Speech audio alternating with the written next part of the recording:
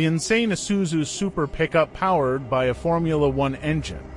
Imagine a pickup truck powered by a Formula One engine. Meet the Isuzu Como F1 Concept. Back in 1991, Isuzu stunned the automotive world with this super pickup, packing a 3.5-liter V1 to Formula One engine producing 640 horsepower at a roaring 12,500 RPM.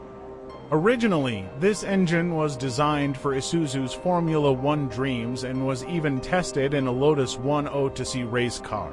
But economic challenges forced Isuzu to shift gears. This wasn't your ordinary pickup. The Como F1 Concept had a supercar-inspired design, scissor doors, a mid-engine layout, and insane styling for a pickup.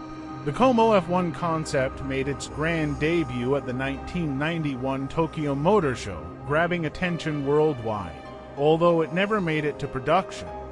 Today, the legendary P799WE engine is kept at Tamiya's headquarters, one last reminder of Isuzu's bold F1 ambitions.